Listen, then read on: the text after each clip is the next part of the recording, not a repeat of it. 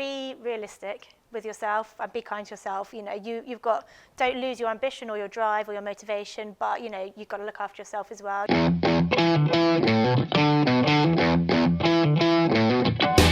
Gemma from Allbymama, thank you so much for coming in. Thank you for having me.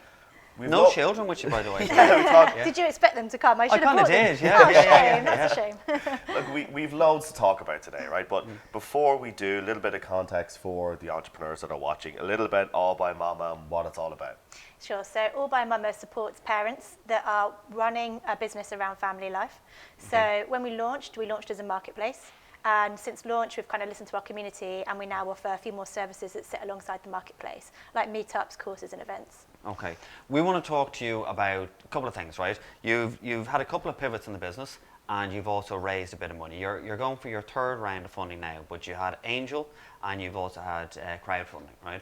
Let's talk about your crowdfunding campaign, because you did that with Crowdcube. And not everyone knows that when you start off a crowdfunding campaign, that you should have a certain amount of money ready to close. How did you do that? When did you do it? And did you hit target, by the way?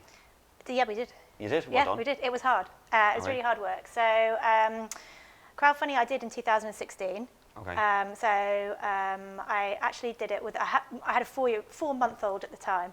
So I was planning to kind of run the campaign a little bit earlier, but having just had a baby, it was delayed a little bit. And as a result, we actually ended the campaign on the 31st of December at midnight. Oh, really? Not advised. Yeah. But we still hit target. So we raised 75,000. So really it was just what was the target?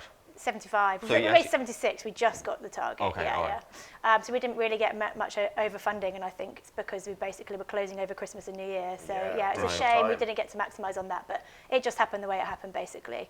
So you're right. We basically raised about 40 to 50% pre-going on the platform. Okay. And that was from basically my networks. So quite a lot from LinkedIn. I use LinkedIn a lot. Contacts that I kind of met over the last year. And once I got that kind of initial, yes, I'm happy to invest, we went live on the platform. And then it was just a lot of momentum, building momentum during the raise. Yeah. A lot of people, don't realize the amount of time and effort and resources you need to put into doing a crowdfunding campaign. How prepared were you for it? Oh, you had a 4-month-old as well. So people we had on the show before that say it's a lot of work. I don't think any of them had a 4-year-old to raise as well. Yeah, he's 4 months. 4 months, so. Yeah. 4 months, right? That's okay. even worse. You can tell Graham was But on he was kids. my second. He was my second, so it was fun. But no, it was really hard. I say it's probably one of the hardest things I've done in the business because, well, you've got a lot of prep, so a couple of months of prep. So obviously you need to get your business in order, which is a great exercise anyway in itself, just to get everything straight. And then you've got to go out and find your private investors or your investors that are going to come in pre the round going live. And then I think the thing that you don't realise about crowdfunding, or some people, until you've done it, is that you think you're going to put your pitch out and then the crowd are going to come.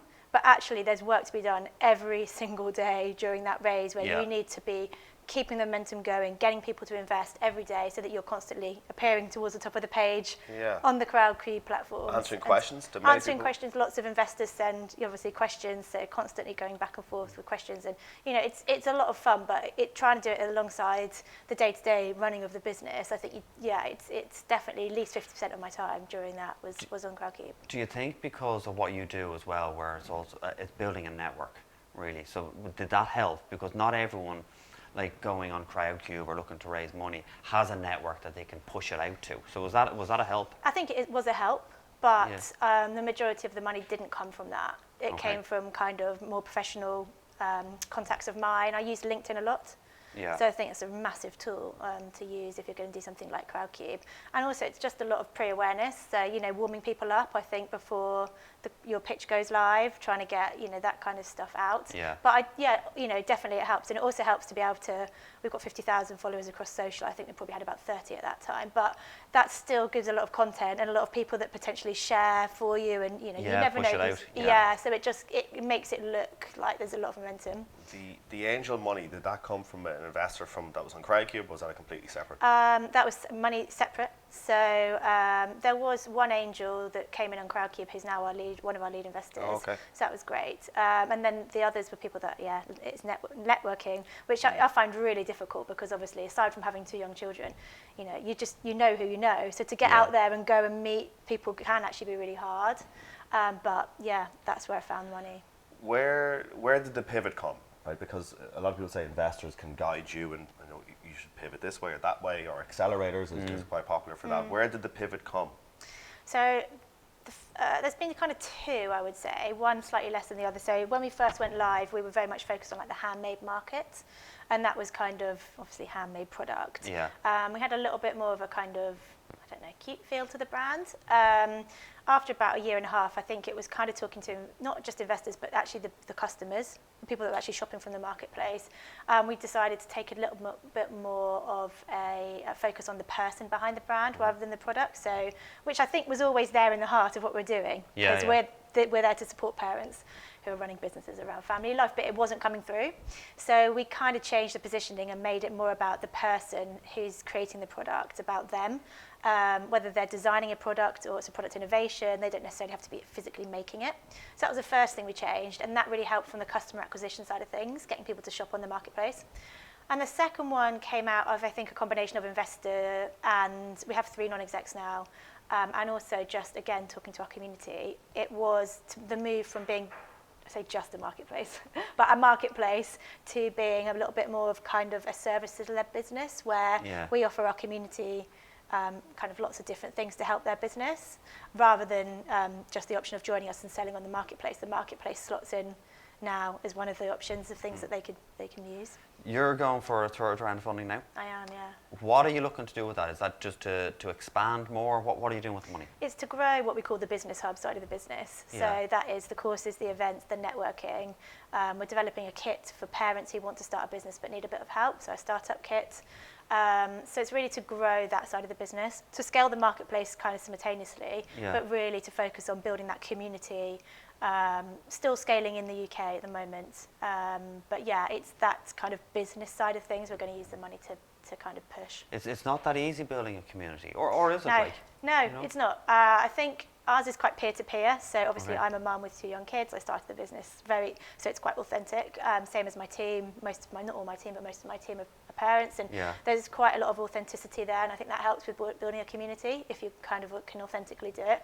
But it is hard, and I think it's hard to I think it's not necessarily the building of it, but the managing of it as well. Yeah. Because, you know, there's a lot of people that someone has to manage it, and you can do as much or as little as you like, but I guess, you know, it's all going to have an impact. How much of the of the sales, say, in the marketplace come from other parents that are just on the platform and they buy from other parents? Like some do. We incentivize that because you know, everyone wants to support each other, but a lot of it is driven by social.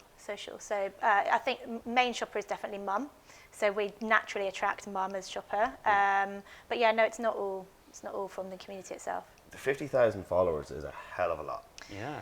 Was that all organic, or was it some paid for? No, we've used paid. So we've used paid. It was organic to about 20 on Facebook predominantly. And we're a bit late. Yeah, it was, And we're a bit late to the game on Instagram, but we're there now. Got about 10,000 on Instagram now. But yeah, we use paid ads on Facebook especially, and a little bit on Instagram as well. And that creates obviously. It's changed. You know, when we talked before, Facebook and Instagram, it's completely changed. Yeah, we've never paid for followers, but you know, by putting the ads out, obviously you get followers. Yeah, of course. What just before we wrap up, what piece of advice would you give to our audience that are watching that are parents or new parents running a business side by side with being a new parent? I think first of all, just be realistic with yourself and be kind to yourself. You know, don't lose your ambition or your drive or your motivation, but you know, you've got to look after yourself as well. You can't run on nothing. You still need to sleep and you still need to eat. And I know that kind of sounds a bit ridiculous, but when you've got young children to look after and you're trying to fit in working on a business, you can sometimes like not look after yourself as a result just for lack of time. So I think, you know, looking after yourself, try and network. You know, there's lots of people out there that are there to support. There's lots of other women in business, and it's a very strong network. And if you reach out to somebody who's doing something similar or who's done something that you admire, most people will answer you and you know, give you some advice. So I'd just say, you know, try and stay connected and ask for help. Cool. That's good advice. Yeah. Really thanks, good Gemma. advice. Well, thank you so much for coming in, Gemma. Thank you so much for having me. Thank you. Thanks.